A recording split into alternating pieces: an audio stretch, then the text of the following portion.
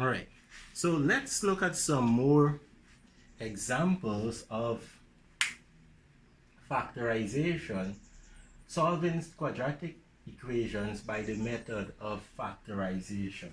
Again, we follow the same steps as if we were factorizing. We multiply 4 times 6, the AC method. 4 times 6 will give us 24.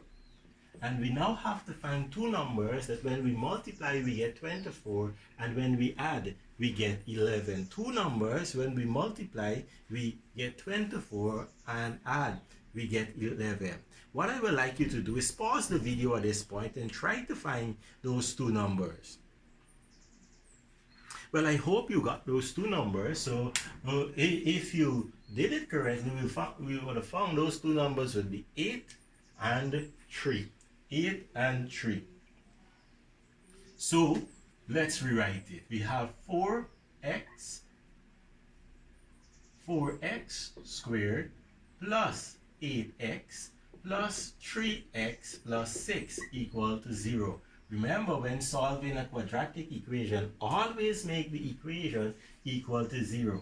Alright? Now, so we group. Our common factor here would be 4x. 4x will give us, when we factor out, we have 4x squared divided by 4x, that gives us x.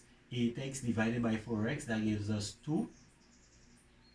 Alright, our common factor here will be 3 plus 3 times x plus 6 divided by 3 will give us 2 equal 0. So we group 4x plus 3 times x plus 2 equal 0. Now let's solve.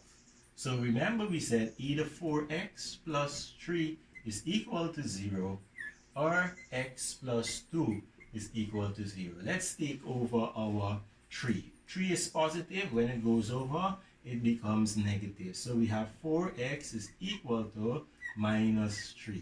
And then we take over our 4. Now here 4 is multiplying.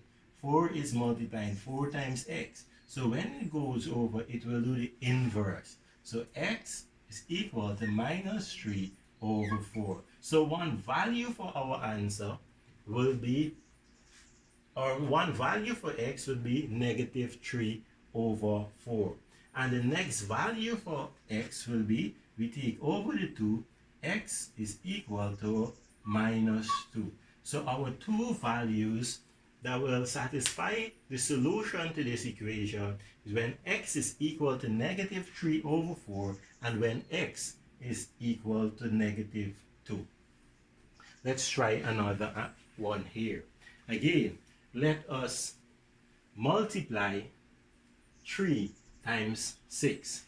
3 times 6. That will give us negative 18. So we want two numbers that when we multiply we get negative 18 and when we add we get positive 7. Remember, the rule is that if we're multiplying to get a negative, it means one number must be negative and the other must be positive. And if we add to get a positive, it means the larger number must be a positive number. So what two numbers can I multiply to get negative 18? What two numbers can I multiply to get negative 18 and add, we will get positive 7. What I would like you to do, pause the video at this point, try it, see if you could find those two numbers. Well, I hope you did it, and those two numbers will be positive 9 and negative 2. Positive 9 and negative 2. So now we have 3x squared plus 9x take 2x take 6 equal to 0. Right? We group. Here our common factor here would be, yes, that's correct, 3x. We factor out our 3x, we're left with x plus 9x divided by 3x will give us 3. And here our common factor here will be negative 2. And we factor that out, we end up with x negative divided by a negative will give us a positive 3. Our brackets are the same, so we put our factors in one bracket. So we have 3x minus 2 times x plus 3 equals 0.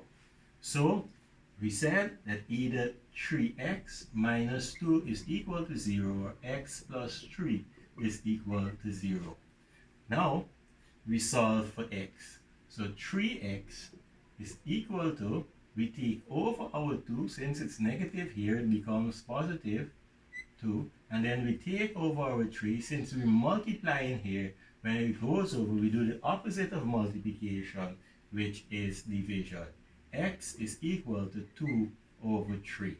And here, on the other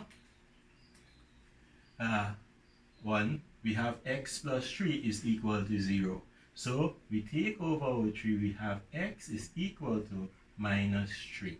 So our two values for x can be equal to 2 over 3, x could be equal to negative 3. So it will cut the x-axis at positive 2/3 and at negative 3.